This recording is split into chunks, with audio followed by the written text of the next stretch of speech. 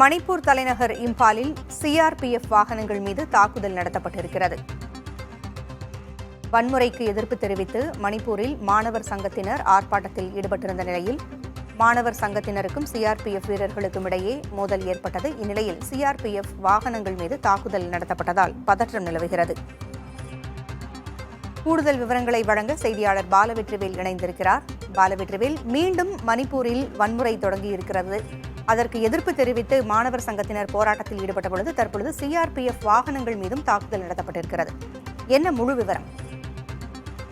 பூங்குழலி, மணிப்பூர் மாநிலம் இம்பாலில் இன்று காலை அனைத்து மணிப்பூர் மாணவர் சங்கத்தின் சார்பாக கண்டன பேரணி நடைபெற்றது. குறிப்பாக கடந்த வருடம் தொடங்கிய குக்கி மற்றும் மெய்த்தி இன குழுவினருக்கு இடையிலான வன்முறை போராட்டம் தற்போதும் முற்று பெறாமல் உள்ளது. அதுவும் கடைசி ஒரு வாரத்துல ஏற்பட்ட இந்த மோதல்ல மட்டும் 10 பேர் மரணம் அடைஞ்சிருக்காங்க.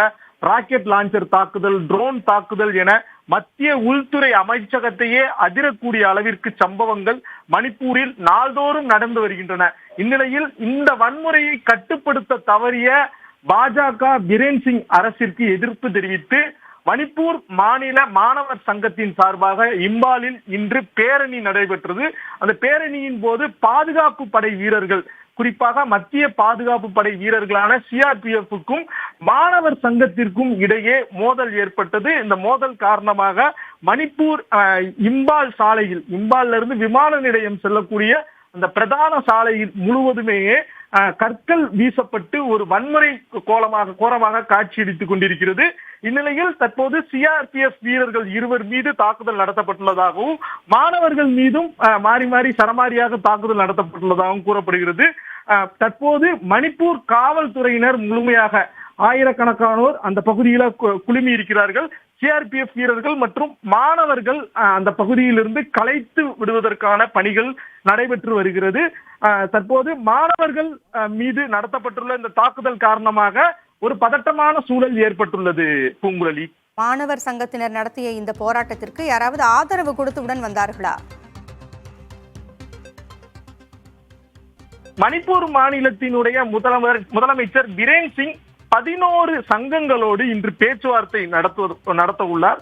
குறிப்பாக நேற்று மணிப்பூர் மாநிலத்தினுடைய ஆளுநரோடு பிரேன் சிங் 2 முறை சந்திப்பு நடந்தது. மாநிலத்துல முதல் முறையாக ஒரு ட்ரோன் ராக்கெட் லான்ச்சர் தாக்குதல் நடைபெற்றிருக்கிறது.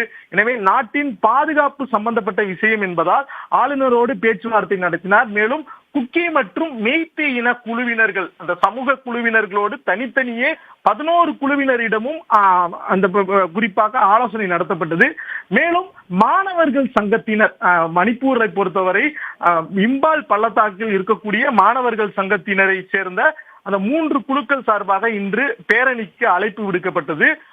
மணிப்பூர் மாநிலத்துல 6 மணி நேரம் இருந்த அந்த ஊரடங்கின் நேரம் தற்போது 8 மணி நேரமாக அதிகரிக்கப்பட்டுள்ள இந்த சூழல்ல பேரணிக்கு அதாவது காலையில 10 மணிக்கு அனுமதி பெறப்பட்டது. ஆனால் 8 மணிக்கு முன்பாகவே மாணவர்கள் வந்தார்கள். எனவே மாணவர்களை கட்டுப்படுத்துவதற்காக சிஆர்பிஎஃப் வீரர்கள் அதிக அளவில் குவிக்கப்பட்ட அந்த சூழல்ல தான் 2 தரப்பு மாணவர்கள் மற்றும் சிஆர்பிஎஃப் வீரர்களுக்கு இடையே மோதல் ஏற்பட்டிருக்கிறது. இந்த மோதல் தற்போது வன்முறையாக மாறி இருக்கிறது. பூங்குழலி, தகவல்களை வழங்கியமைக்கு நன்றி பாலவெற்றிவேல்.